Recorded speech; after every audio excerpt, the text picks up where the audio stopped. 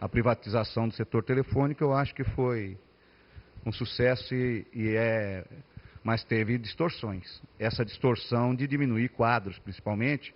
Mas o problema do concurso público, ele vem de antes, ele vem dos anos 80. Nos anos 80 para cá, na Previdência, nós tivemos 3 concursos. O TCU, eu conversei muito com os ministros do TCU, dois são conhecidos meus. Eles falam que lá tem uma política profissional.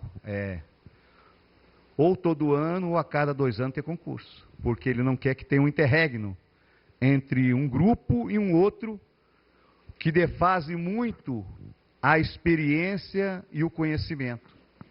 Ele não quer ter um grupo iniciando e um aposentando, como a maioria de nós no serviço público estamos vendo hoje. Por quê? Porque durante 35 anos sucatearam o quadro de servidor público e escolheram algumas áreas. Nós somos uma destas áreas. Vou dar um exemplo, só para vocês verem o quão é irresponsável a política de RH da Administração Pública Federal. O DENIT é responsável por todas as obras federais. Tem 800 engenheiros e pessoal da área de engenharia. A Polícia Rodoviária Federal tem 10.500 servidores para fiscalizar. Você sabe, o que é? Eu não estou falando que a Polícia Rodoviária Federal está errada, não. Eu estou falando como ela falou. Não temos que ver o salário do outro. Nós temos que ver o nosso. O que está errado é nós, lá do DENIT, tem 800.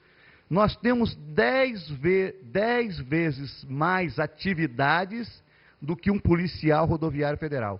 Um policial rodoviário federal, com toda a sua especificidade da sua atividade, fiscaliza estradas.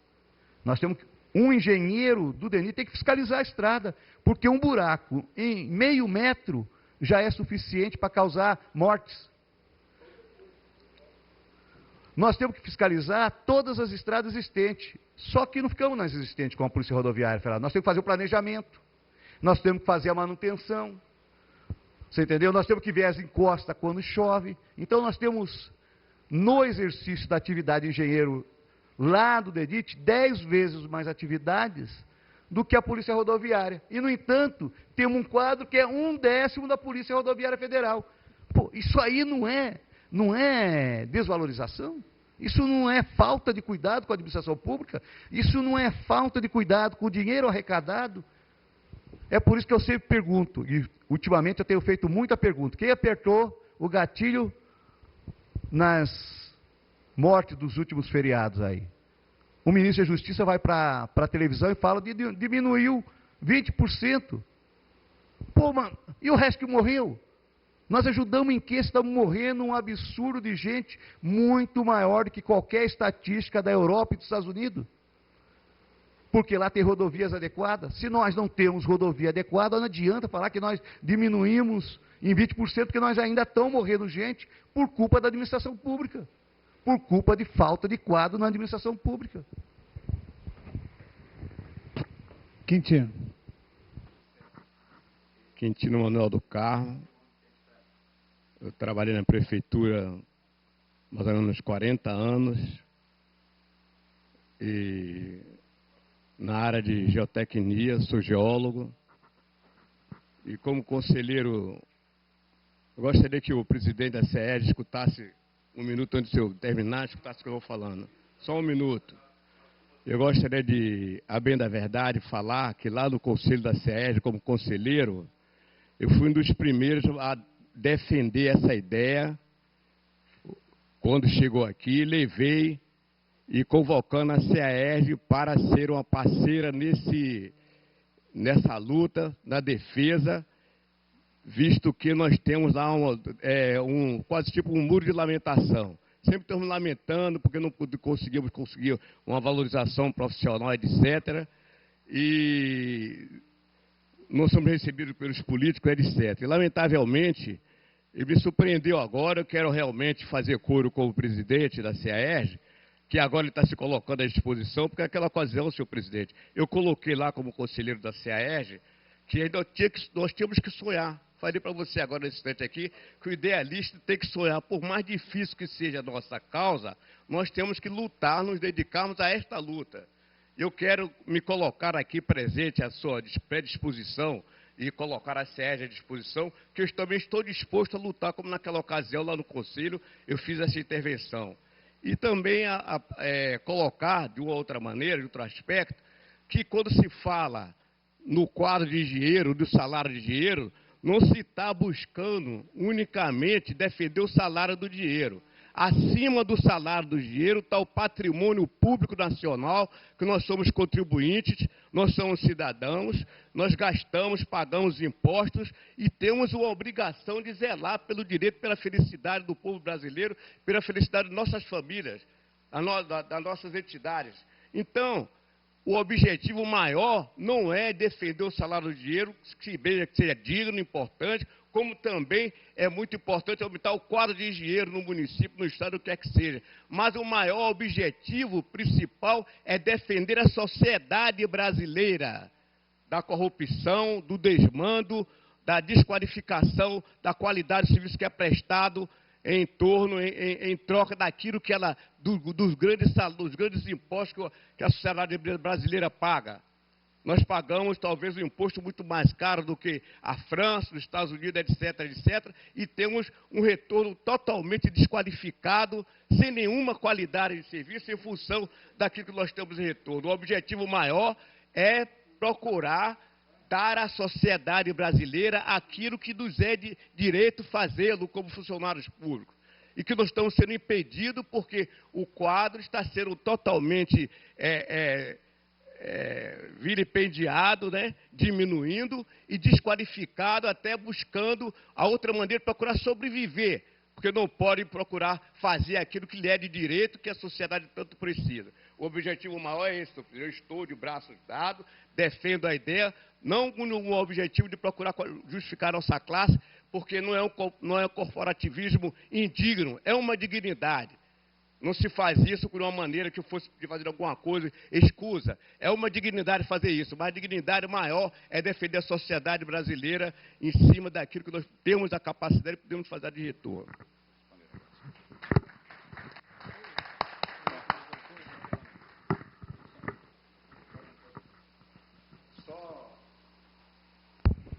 Só uma colocação complementar,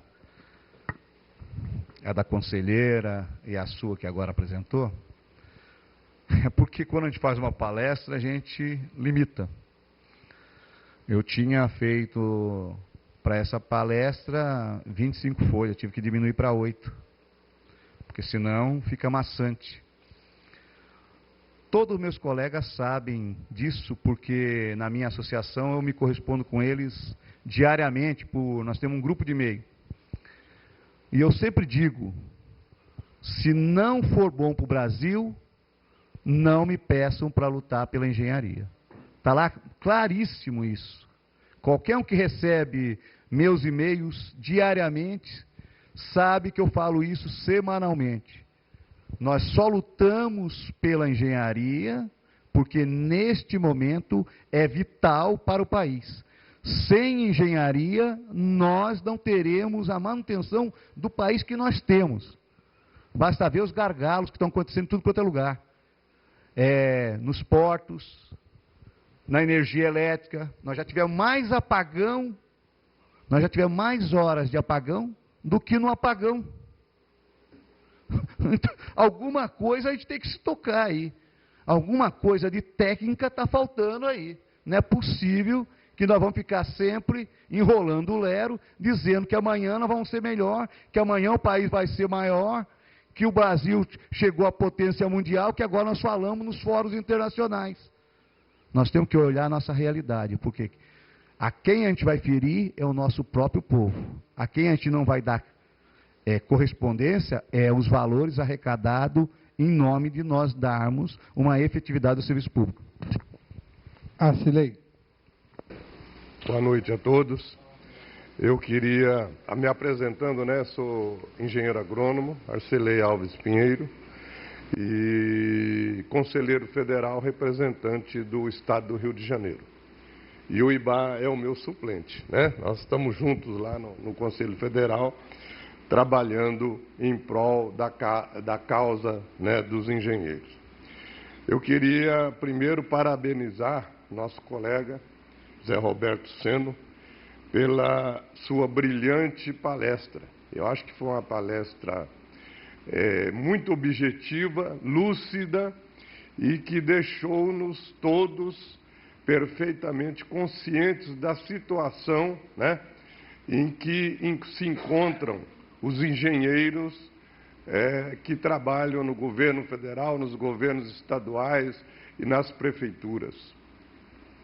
Porque os engenheiros, de maneira geral, que não trabalham no serviço público, ainda têm uma lei 4.950-A que fala sobre o salário mínimo do profissional, mas que um documento, eu não sei se é uma deliberação do Senado, excluiu os servidores públicos, engenheiros, dessa situação.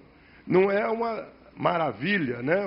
A Lei 4.950-A, que fala que o salário mínimo do engenheiro não pode ser inferior a 8,5 vezes o salário mínimo nacional para exercício de 6 horas. 8 horas, é.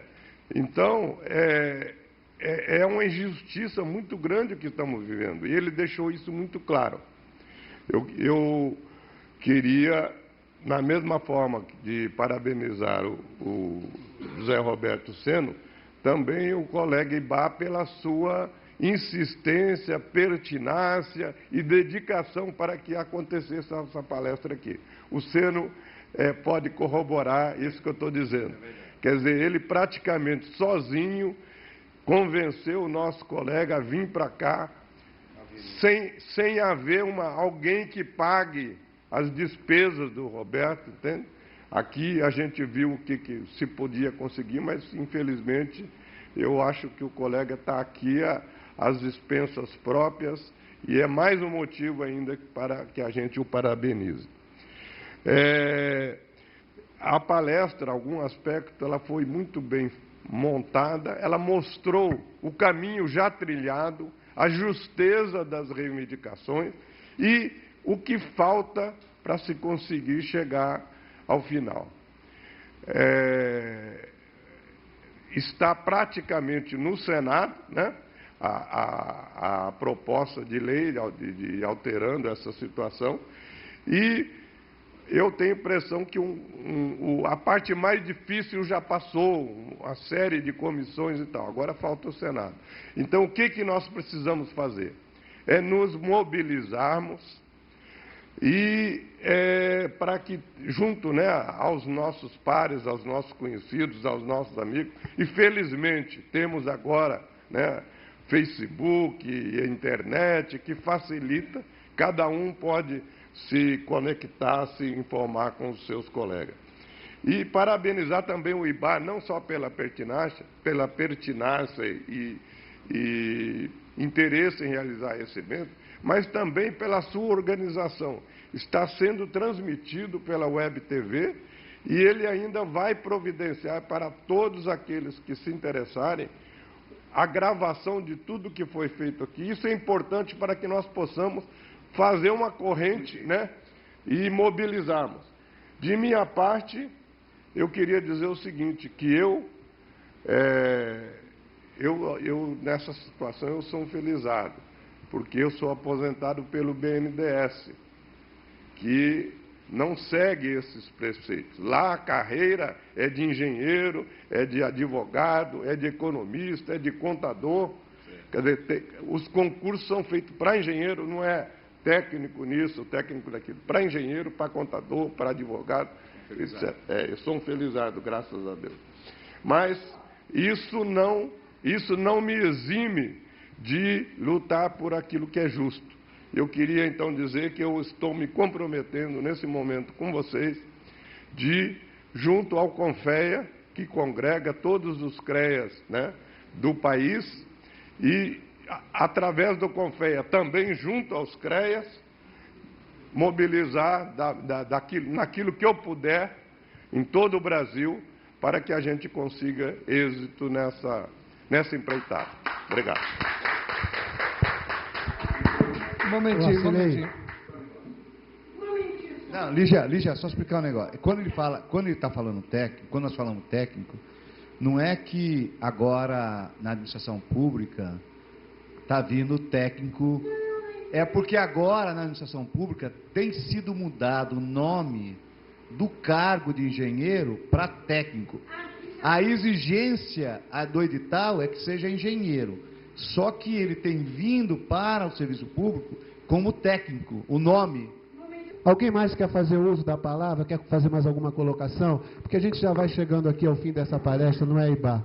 E eu queria, em nome da DEP, do companheiro Ibar, dos demais sócios do clube em geral, agradecer a presença de todos, agradecer mais uma vez ao Seno. A gente não teve muito tempo, Seno, para divulgar essa palestra. Eu ia pedir ao Arcilei, Arcilei, a gente vai ter congresso esse ano nacional de engenheiro. Já foi uma coisa absurda a cisão do sistema.